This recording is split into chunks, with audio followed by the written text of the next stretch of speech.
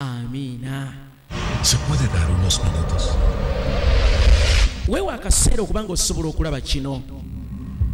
En su vida puede ser muy importante. Kino kya mugaso nnyo eri obulamu bwo. Tómelo como una advertencia. Twala akatambi kano ng'okulabulwa. En lo que verá. Kalowoozeeko era ng'oli mu kalaba. Si alguno tiene oído, Kubanga Bayibuli eyogera mu Kubikulu ya 13:9 nti alina amatu awulire Omwoyo ky'agamba ekkanisa. Waliwo ekintu eky'omwoyo ekiri mu kubaawo. millones están con Obukadde n'obukadde bw'abantu bali mu kuzikirira y no los era ng'abasinga tebakimanyi. ya el tiempo. Ekiseera we twogerera kiweddeyo. Las proféticas están Obubonero bwonna obw'ekinnabbi y aún Bayibuli bweyogera butandise okubeerawo, naye eteera abantu bangi abatakimanyi. hechos y tomas reales. Akatambi kano kogenda okulaba keesigamiziddwa ku mazima ag'obubonero Una experiencia n'obujulizi famire emu bwe yalagibwa mu ngeri ey'omwoyo okutulaga biki ebigenda okubeerawo leero mubuliwo mu nsi. Kino kyaliwo mu kyalo ekimu ekimanyiddwa Empalumu el Empalme, provincia del Guayas. mu Guayas province ey'omu Ecuador. Un viaje, Trip emu propósito, n'ekigendererwa kimu eky'obwakatonda palabra de Dios. okulaga ekigambo kye mu nnaku zino ez'oluvannyuma. Muchos obstáculos Newankubadde nga twayita mu bitusomooza bingi, antes de su grabación. Mukama yatusobozesa okubiyitamu Dios era ekigendererwa ky'obwakatonda ne kirabisibwa.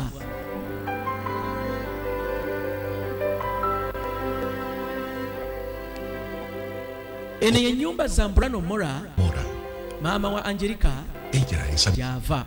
Angelica omuwala omuto que fue usada alinga anyoomebwa por Dios. Katonda gwe yakozesa okulaga ekitiibwa kye n'okulangirira obubaka obw'amaanyi eri abantu bonna. Su madre, doña Máxima, Maama we ye Maxima Mora su testimonio, era naye alina obujulizi bwe yalaba esta experiencia bw'alina otubuulira mu nsi ey'omwoyo. Mi nombre es Máxima. Erinnya lyange nze Maxima Zambrano Mora.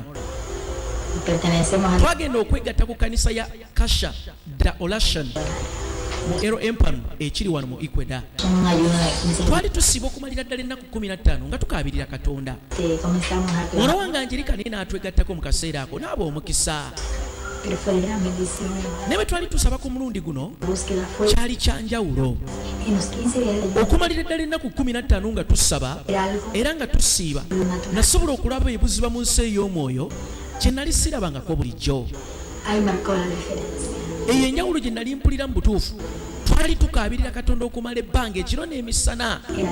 ne tufuna ekiro ekyali eky'enjawulo. Lo mismo que hacíamos, Twali tusaba era nga twegayirira era nga tusiiba ssaako n'okweyawula. lo continuamos haciendo. Era ne tweyongera okukaabirira Katonda n'okumusaba El nga ayuno, tuliko n'ewaka. la oración. Naye Mukama n'atuwa ebigambo ebyatuzzaamu amaanyi. Y el Señor Twali tulina ebintu mwe tuyita okugezesebwa okwali okw'enjawulo. nos estaba dando esas palabras de aliento que pasamos unas pruebas. Ebiseera ebimu twali tuwulira ng'abaagala obbivaamu. Muchas veces ya parecía que queríamos, como que dice, arrojar la toalla. Pero el Señor ahí estuvo. Naye Katonda n'atuzzaamu amaanyi. Esa palabra, N'atuwa ekigambo ekiwandiikiddwa mu Yeremiya 3:3 mami, yo nti mpita te enseñaré cosas. nange nakuyitaba nenkulaga ebikulu n'ebizibu by'otamanyi. Eso le estaba Ekyo kyennyini muwala wange kyali asaba okuva eri Katonda ng'ayagala okumanya ebikulu n'eby'amaanyi. más de lo que ella le estaba pidiendo. Newankubadde nga maama Pedir al Señor nze que saasobola kitegeera mu kaseera ako. yo no lo Kino sabía. kyali wakati we era ne Katonda we. el Empalme, 29 Mu Empalumu del 2009. nga 29 ogw'omwenda 2029 kusaawa emu ez'ekawungeezi. Banne muli mutya mwena akawungeezi akalungi. Erinnya lyange nze Angelica Zambrano Elizabeth Mora. Nyina emyaka 18 era nga nsomera mu Colegio Jose Maria Fresco Ibarra ekiri wano mu El Canton eky'omu Ecuador. Años aceptar. Nasooka okukkiriza Yesu nga nyina emyaka 12. Señor, empecé a estudiar al colegio. Naye bwe natula wansi ne neegamba Pues ninguno teri n'omu ku mikwano gyange yali mulokole doctorara entre eyali agenda mu kkanisa. Yo me alejé de Mutuufu ne mpulira nga ebya Katonda estuve viviendo una nga vida, siyala mu bannange era kye nakola ebya Katonda ne mbiddukamu. pero Ne Dios, neeberera mu bulamu obubi. de pronto estuve Naye reconciliada. ku mazaalibwa gange ag'emyaka 15 Katonda n'ankwakkulayo. Quería una vida de doble ánimo. N'addamu ne ntabagana ne Mukama. Dice el hombre Naye nga nkyekkiriranya. en todos sus cantos. Olaba Bayibuli eyogera mu Yakobo ekisooka emu 8. papi omuntu w'emyoyo ebiri tanywerera makubo ge gonna. ser así. Kitange ng'asitera okuŋŋamba, mwana wange tolina kubeera otyo, Pero yo sé ekyo kyokola kikyamu, quiero y a mí naye nga nze mweddiramu como nti eno y'engeri yange que hacer. nze bwe nti bwe njagala okubeera. Dirme ni cómo Teri n'omu alina kumbulira kyakkola wadde lugoye lwakwambala. sé Nze kyenjagala kyenkola. decir Taata nga nziramu n'aŋŋamba nti Mukama agenda kukukolako ya era agenda kukukyusa. años de edad. Ku mazaalibwa gange g'emyaka 17 En el mes de abril naddamu nensemberera Mukama. vine a él y le dije, Mu Señor, Gwokunanga 28 nagenda gy'ali que ne mugamba nti Mukama mpulira bubi, ahora ahí mpulira nga ndi mwonoonyi. yo sentía, Namubulira engeri gye nali mpuliramu quiero que era ne musaba Mukama ansonyiwe. estés como tu Ne hijo, mugamba awandiike erinnya lyange mu kitabo eky'obulamu Señor, era muzikirize ng'omwana. quiero que tú me cambies. Era nayongera ne ŋŋamba Mukama bino. Y le dije, Ne mugamba mutuufu njagala onkyuse, cuando le pedí, kola enjawulo mu bulamu bwange. entonces Nakaabirira Mukama n'omutima gwange gwonna ningún nga cambio musaba nkyuse. igual. Naye ekiseera bwe kyayitawo Digo, es que saawulira njawulo yonna mu bulamu bwange. entonces y que ya empezaba Enjawulo yokka gye nali mpulira nali ntandise okugenda mu kkanisa cambio que saako n'okusoma bayibuli. Enjawulo yokka agosto gye nali mpulira mu bulamu bwange. y uno de 15 Kati mu Gw'omunaana y twayanirizibwa okusaba ku kyaki. Okusaba kwali kugenda okumala ennaku 15. entraron. Nange ne nkwegattamu naye nga sinnakuyingiramu nagamba Mukama oteeka okunkwatirako wano. El Señor trató Okusaba nga kugenda mu maaso, Katonda yayogeranga kumpi na buli muntu yenna conmigo, era okuggyako nze. horno Kyalinganga nti oba nze Mukama yali tandaba. aquel lugar y a mí, Bannange ekyannuma Señor, nayongera okusaba estuvo conmigo, no quiere. neŋŋamba Mukama ogenda kunkomako. Yo lloraba así, Nakabananga n'omutima gwange gwonna tú me amas neŋŋamba Mukama onjagala, conmigo, oli wano era oli nange. no hablas, no me Lwaki toyogerako nange nga bw'oyogerako n'abantu abalala bonna? matas. A todos les profetizas, a todos les Oyogera n'abantu bangi n'obalaga ebigambo n'obunnabbi. pidiéndole, Señor, yo te pido que tú me Nensaba Mukama at least akabonero. aquí Naye Mukama n'ampa akabonero akali mu Yeremiya 3:3 está. nti mpita nange nakuyitaba Me dijo ne nkulaga ebizibu en Jeremías 30, n'ebikulu by'otamanyi. ama a mí, Nagamba Mukama nti oyogedde nange te enseñaré cosas kubanga namuwulira mu ddoboozi ery'obuliwo que conoces. n'okwolesebwa Y yo dije, Señor, tú me hablas. okwali kuwandiikiddwa mu bigambo ebiri mu Yeremiya 3:3. Bien pude ver Nagamba Mukama nti ekyo kyange tras que está escrito en Jeremías 33. nakyesigaliza. Dije, Señor, Abalala bonna nga bali mu kujulira biki Mukama bye yali abalaze que todos ne biki bye yali abagambye. que el Señor les Nze habló, nga sinyega que yo veía wabula okulowooza obulowooza ku bigambo en mi corazón, ebyali biŋŋambiddwa. solamente empecé a meditar. Mpita Y aquí dice, kitegeeza kusaba, clamar significa orar. naye ate ebikulu n'ebyamaanyi Preguntas qué puede ser. kyali kitegeeza ki? Y dije lo único. Nalowooza mule nti kino kiteekwa okubeera nga kyali kitegeeza ggulu na geyeena. Entonces, pero yo le Kale dije, ne ŋŋamba Mukama nti yo lo que sí quisiera es Mukama nze njagala ondage eggulu lyokka infierno, no. so si geyeena, He escuchado que el infierno. kubanga mpulira nti geyeena eyo kifo kibi nnyo. Y yo solo Naye dije, ate era nasaba Mukama n'omutima gwange gwonna. y Señor, si es tu voluntad, Ne mugamba Mukama me tienes que bwe kuba nga kwagala kwo ng'olina by'oyagala okundaga, cámbiame, leka pero Mukama kukolebwe. yo quiero que tú Naye sooka onkyuse, marques una diferencia, sooka okole enjawulo mu bulamu bwange. Njagala kubeera wa njawulo. Señor. Nasaba Mukama n'omutima gwange gwonna. Cuando salimos, Okusiiba nga kuwedde, pues, twayita mu biseera ebizibu n'okugezesebwa okw'enjawulo. de que Ebiseera ebimu nawulira nga nzirika iba a desmayar. era nga mpulira nga sobola kweyongerayo kutambula na Mukama. Señor, que ya me Naye iba, Mukama yanzizangamu amaanyi. Señor, me daba más Nawulira nga eddoboozi lye escuchar su voz, ne linnyongera okubeera obulungi. tener una relación Twafuukira ddala ba mukwano. con él. Empecé a hacerme Mukama ye mukwano gwaffe akyasinze, mejor amigo. oyo Omwoyo Omutukuvu. Le dije, Señor, Namugamba nti Mukama quiero gwe conocer, mukwano gwange akyasinze a pedirle, era njagala kumanya kusingawo. y yo le decía, Señor, Nagamba n'ebirowoozo byange byonna naye y de pronto, pues, yo en el transcurso twasabira ddala paka omwezi gwonna ogw'omunaana. del mes Mu no gw'ekumi tocó un omuweereza wa Katonda yajja ewaka waffe y cuando él tocó naŋŋamba, abrir la puerta y las sorpresas que le veo a él, Mukama akuwa omukisa. un día yo le digo, Addamu nti amiina. me dice, Naŋŋamba nyingire, sí, adelante. ko nze weewaawo yingira. Y él toma asiento y me dice, estoy aquí porque traigo un mensaje de parte de Era Dios. omuweereza ono kyava ŋŋamba Yo le digo, nti amén. nkuleetedde obubaka okuva eri Katonda. Dice, mira, Naddamu nti amiina. mente oramos Bubaka ki obwo bw'ondeetedde? a decirte que te Era awo twasaba.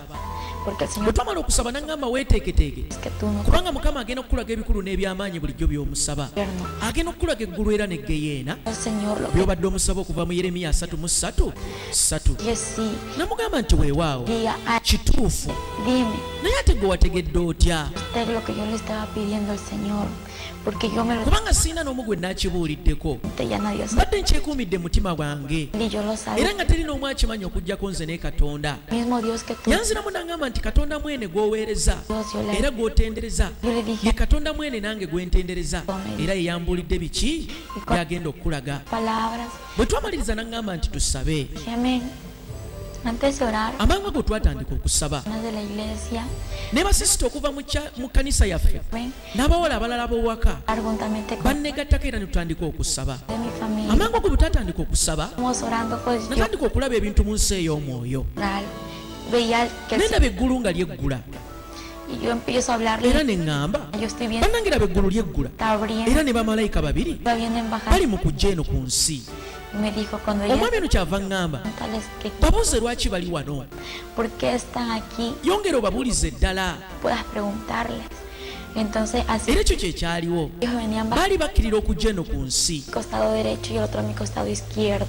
Bwe nabatunuulira Se observaba, saabalaba n'amaaso gange ga mubiri, mente los veía nabalaba n'amaaso ga mwoyo. hermosos, Bannange baali bawanvu era inexplicables, nga babalagavu okutunuulira. y eran altos, tenían un cuerpo, Baali balina ebyowaatiro ebirungi a las era preciosas, nga bigazi era nga bimasaamasa eran como transparentes y a la era vez nga bitangalijja tenían una nga sandalia biringa zaabu eyakaayakana. y podía observar su vestidura Baali bambadde engatto hermosa, era una santidad que ellos nga zitangalijja ng'endabirwamu. les empiezo a observar. Kyenava mbabuuza, Y ustedes que lwaki muli wano?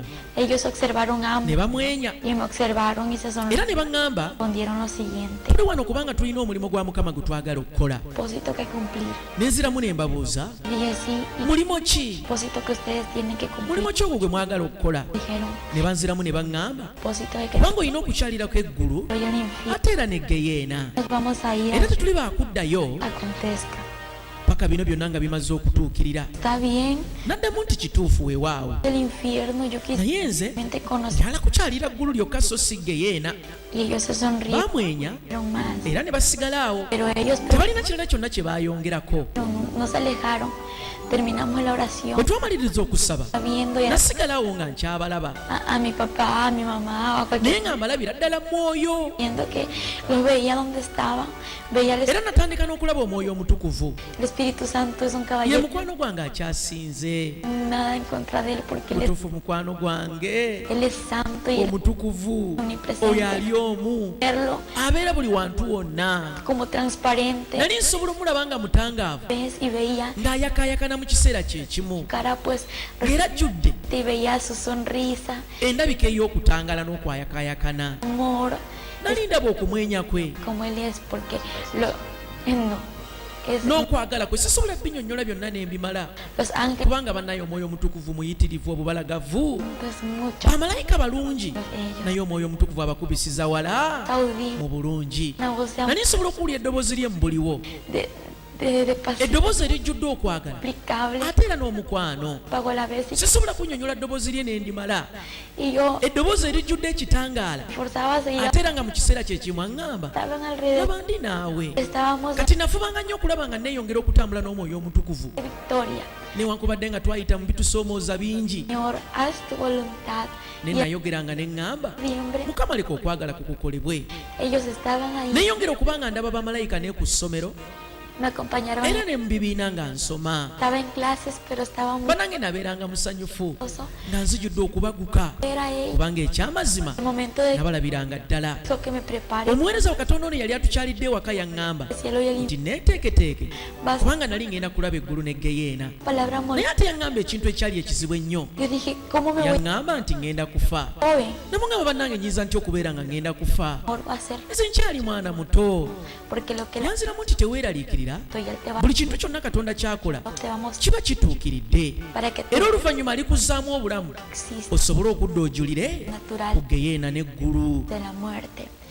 Y eso es lo que el Señor Era quiere. ebintu byonna Katonda by'ayagala tumanye. Entonces yo le dije amén, pero N'addamu nti amiina. va a atropellar, Naye ne neebuuza, que alguien me va a ngenda kukoonebwa mmotoka morir ngenda kufa ntya. Creo que a mí se me Ebirowoozo byetandikira ddala okwesombera ddala mu bwongo bwange. Señor, el Naye Señor omuweereza wa Mukama n'aŋŋamba nti seeraliikirira. preocupe que Él tenía todo bajo. Buli kintu kyonna kyali mu mikono gya Katonda. Gracias, Señor. N'addamu nti weebale Mukama. Noviembre, Mu gw'ekumi nga mukaaga hermoso. nadda okuva ku ssomero. Yo estaba en mi casa, almorcé con Ne ellos. bamalayika ne beewo nga nkyabalaba nga bakyali nange nga bammwenyeza Estaban allí era nga batendereza Mukama alabando al Señor. okuddiza Katonda kitaffe ettendo oyo ow'omu ggulu. Bo tebaayogeranga nange Aleluya. okuggyako okwogera nti mutukuvu mutukuvu, haleluya, okuddiza kitaffe ow'omu ggulu ekitiibwa n'ettendo, Santo. era nga n'omwoyo omutukuvu naye ali naffe. Él es y yo me Bannange nga nnyumirwa. cuento que Abantu bangi bagamba nti obulokozi bibowa, es aburrido, pues eso es mucha era abantu bangi bagamba nti enjiri ebowa. que no Naye conocen. buno bulimba bunene okuva eri sitaani okulemesa abantu okunoonya okubeerawo kwa Katonda. Nange nateranga kulowooza bwe nti Espíritu Santo okutuusa bwe nakkiriza Yesu ne nsinkana omwoyo omutukuvu, tira del diablo. nategeerera ddala nti enjiri n'obulokozi Va a ser hermoso. tebibowa, era kye kintu omuntu kyalina okufuna ng'akyali ku nsi. Voy a verlos Nalabanga, nazannyanga era nga nayogeranga n'omwoyo omutukuvu, y los wabula bo bamalayika lo que yo nga teboogera nange Señor. okuggyako okusinza obusinza Katonda. Me hacer esto y él Nga estaba nsobola ogamba omwoyo omutukuvu Mentira. tejangu tugende ffenna, y puede jangu onyambeko okukola kino oba kiri, cuando el Espíritu era nga nyambako namuwuliranga Santo de amor era namulabanga. hablar, podía ver cuando él se levantaba, se ponía en Nateranga omutegekera akatebe en donde él se era nga mulaba nga agolokeka ku bigere bye Aquí. n'agenda n'atuula. ven, Newankubadde ng'abantu bangi tebasobola mmulaba, Bueno, ekyamazima kiri nti que dejar ye waali. relación que Enkolagana yaffe eno yeeyongera eddala ogenda mu maaso, Estarás- bwe ndowooza gye yanzija gye yankwakkula, bannange sisobola mwerabira De todo. era sisobola bivaamu. yo le agradezco por su misericordia, Era mwebaliza ddala olw'ekisa kye su amor. kyandaze era eri abaana b'abantu. Y el 7 de Kati noviembre mu 17 dije a mi bwe nali nzira nga nva ku ssomero niña mitaazi nga 5 okuva n'ewaka oba nga sinnatuuka waka, casa, nawulira eddoboozi eriŋŋamba los que me dicen, weeteeketeeke porque hoy, kubanga ogenda kufa leero. y yo sabía que era el Espíritu Santo, Nalowooza nti mwoyo omutukuvu yali aŋŋamba kubanga ku kiseera ekyo nali sisobola mmulaba. yo ignoré su Kati voz, ze ddoboozi salitwala nnyo nga nsonga. no, yo no Nagamba Mukama wange nze saagala kufa leero. sé, prepárate, porque hoy N'akiddamu n'aŋŋamba nti weeteeketeeke tanto su kubanga ogenda kufa leero. fuerte, Ku mulundi guno yakyogeza n'amaanyi mangi. sé que N'addamu ne mugamba estás diciendo esto, Mukama ye gwali mu kwogera nange, yo solo te pido una confirmación, naye nkusaba busabi kabonero. pues, y yo quiero decir Kakasa Mukama nti gw'oli mu kwogera nange, que yo te era pido, oluvannyuma nja kukola kyonna ky'oyagala. puede esto, Mukama neewaayo y yo sé newankubadde nga ntidde, tú, a lo que tú manye nti Mukama oli nange era oli wa ddala. me hables, pues yo cedo sin decir no, aunque tenga miedo, yo cedo porque yo sé que tú estás conmigo y que tú eres real.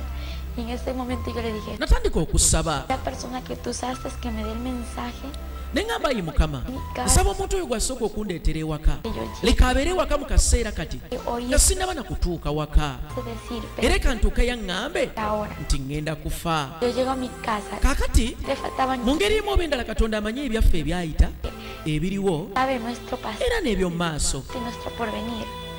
Entonces, Katonda yategeera ki kye nali nnyina omumusaba, lo cual, cuando yo era ya amangu ago nga sinnatuuka na waka, estaba en casa, omuweereza wa Mukama yatuuse dda. Aquí a mi casa, Maama agamba entra, no estaba muwala bwe yatuuka ewaka a la cocina.